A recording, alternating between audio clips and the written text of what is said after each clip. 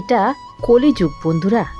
এখানে অন্যের কষ্টকে মানুষ কর্মের ফল মনে করে আর নিজের কষ্টকে ভগবানের পরীক্ষা।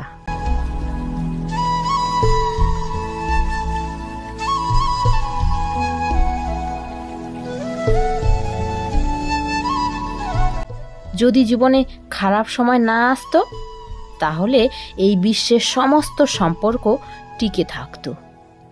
কিন্তু খারাপ সময় আসা প্রয়োজন, কারণ খারাপ সময়ে প্রতিটা গভীর সম্পর্কের আসল রূপ দেখা যায় আর মানুষকে জীবনে বাঁচার আসল মানেটা বুঝিয়ে যায়।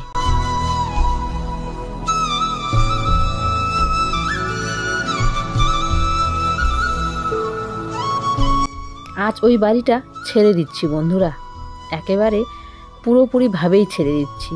চলে এসেছি এখানে 1 বছর তো হয়েই যাবে। মাঝখানে 2 মাসের জন্য গেছিলাম, কিন্তু আবার ফিরে এসেছি। তো ফিরে আসার পর 10 মাস হলো, কিন্তু তার আগেও যে এসেছিলাম আমরা, তা নিয়ে 1 বছর পুরো হয়েই গেল আমাদের এখানে আসা। তো আজকে ফাইনালি সমস্ত জিনিসপত্র সব কিছু নিয়ে আসবো। তাই এই যে পুরনো যেখানে যেগুলো আছে সব এগুলো বাবার ঘরে দেবো আর কি। তো আজকে শুধু বের করে রাখছি, 12টার সময় যাওয়ার কথা, সেই জন্য তাড়াহুড়ো করে সমস্ত কাজ করেছি আমি। রান্না বান্না সব কিছু কমপ্লিট করে তারপরে হচ্ছে ঘরের খাটটা খুললাম, ড্রেসিং আর আলনা একসাথে যেটা আছে ওটাও বাবার ঘরে নিয়ে গেলাম। বাবার ঘরের আলনাটা ভেঙে গেছিলো, ওটা বের করে এটা দিলাম গুছিয়ে, আমাদের ঘরে যেটা ছিল আর কি গুছিয়ে দিলাম। আর তারপরে হচ্ছে কি বলতো, ওয়েট করতে করতে আর ইদানিং এমন হয়ে গেছে, আমার তো জানোই ভাত খেতে একদম মন চায় না। সকালবেলা অল্প একটু খাই, দুপুরে তো একদম খেতে ইচ্ছা করে না। কোনো দিন দুধ ভাত খাই, তো আজকে ভাবছি ব্রেড খাই ডিম দিয়ে। আর বিভূষণার শরীরটা একদম ভালো নাই। তোমাদের গতকালকে ব্লগেই বলেছিলাম, ওর শরীরে হালকা হালকা জ্বর, কাশি, কফ বসে গেছে বুকে আর কি। সেই জন্যই আর কি ওর জ্বর। তো ও কিছু খেতে যাচ্ছে না, তো দেখি ও যদি এটা খায়, তার জন্য একটা আবার দেখো চিনি দিয়ে করে নিলাম ব্রেড। ও যদি ডিম দিয়ে খেতে না চায় তো চিনিটা দিয়ে খাবে।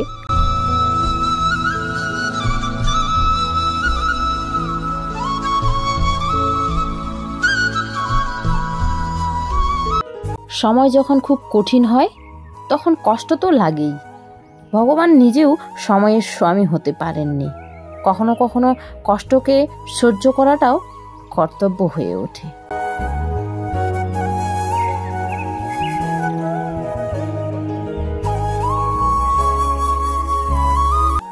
আমার ভালো সময় আসবে না মহাদেব, আপনাকে আনতে হবে। আমার কঠিন সময়ে এই পৃথিবীর মানুষ আসুক না আসুক, কিন্তু আপনাকে আসতে হবে।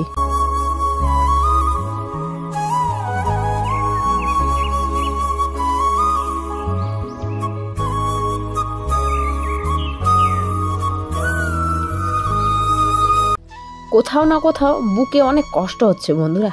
এই বাড়িটা আজকে ছেড়ে চলে যাচ্ছি। যখন ওই বাড়ি থেকে এখানে এসেছিলাম তখন অনেক কান্নাকাটি করে এসেছিলাম। আজকে এই বাড়িটাও ছেড়ে যাচ্ছি, অনেক কষ্ট লাগছে বুকে।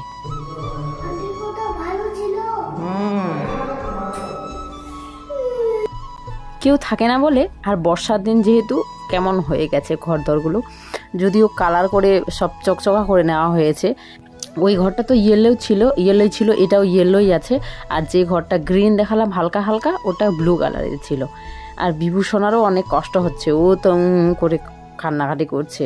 ওর যেহেতু এখানেই জন্ম, তার জন্য ওকে মানে ওর ভালো, জানো তো জন্মস্থান বলে একটা কথা আর কি।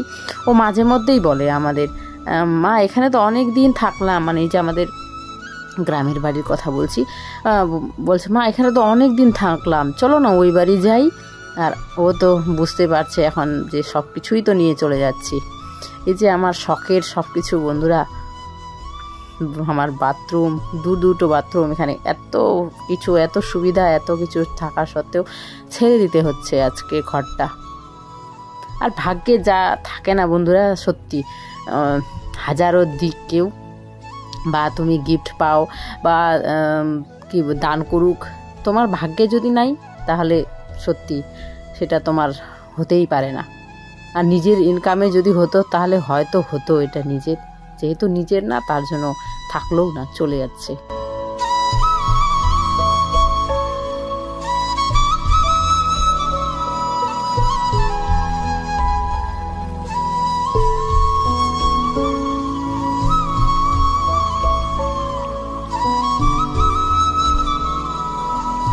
তবুও যাগ্যে কি হচ্ছে, যেটা ভাগ্যে লেখা সেটাই তো হবে।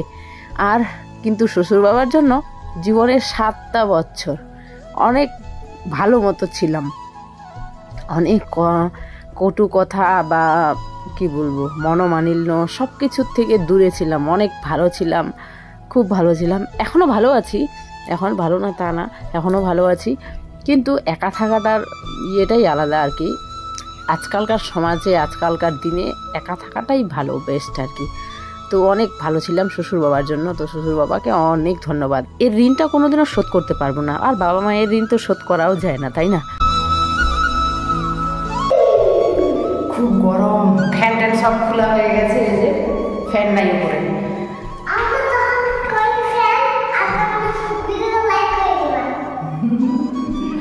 ভিডিওটা বলে লাইক করে দিবা। ওরা খুঁজে ওই পাশে লাগা আছে, বন্ধ আছে ওই পাশে। চলো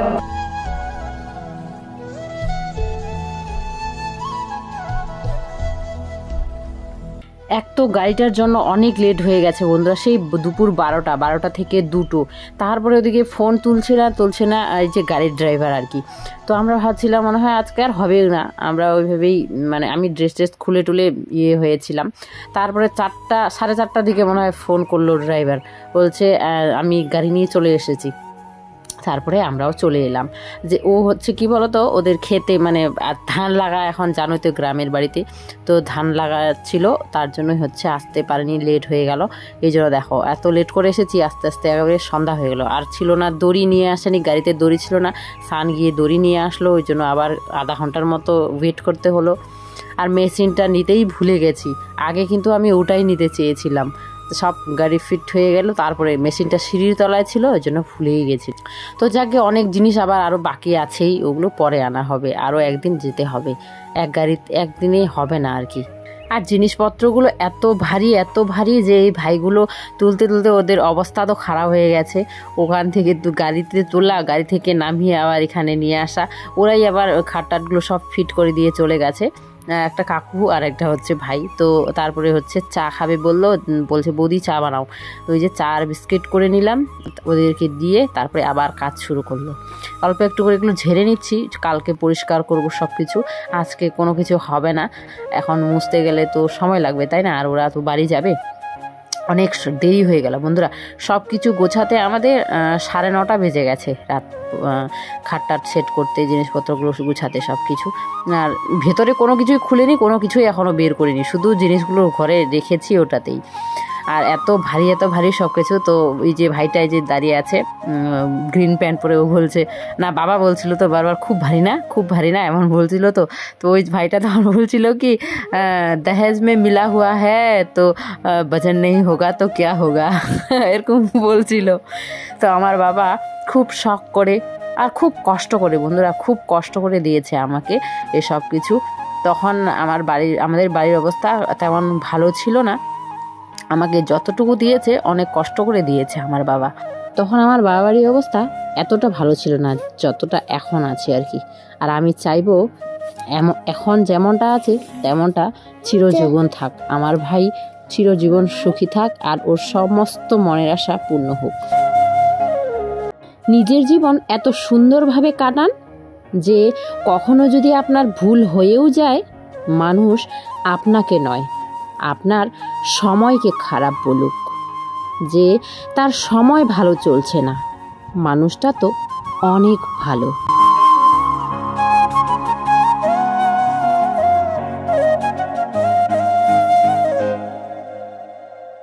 অনেক দেরি হয়ে গেল বন্ধুরা, দেরি হবে জানি, দেখলাম ওখানেই ঘড়িটা। তো শানকে বললাম আসার সময় তাহলে বিরিয়ানি যেহেতু আনবে, বিভূষণার জ্বর, ও সারাদিন কিছু খায়নি, বললো যে বিরিয়ানি খাবে, সাথে মেয়েও বলছে আমিও খাবো। তার জন্য বললাম 3 প্লেট নিয়ে চলে আসো, বাবাও খেয়ে নেবে। আর যা আছে বাকি দুপুরে অনেক রান্নাই আছে, কারণ হচ্ছে আমি যে দুপুরবেলা ঠিকমতো খাইনি, তো সেগুলোই আমরা খেয়ে নেব। তো এই যে শুয়ে তো পড়লাম, আমিও হাঁপিয়ে উঠেছি, সারাদিন রেস্ট হয়নি, ভিডিওর কাজ ছিল আর হচ্ছে গাড়ির অপেক্ষা করতে। আর বিভু দেখো, ওর আবার জ্বর চলে আসলো, ওর বাবা ওকে চলপট্টি দিচ্ছে।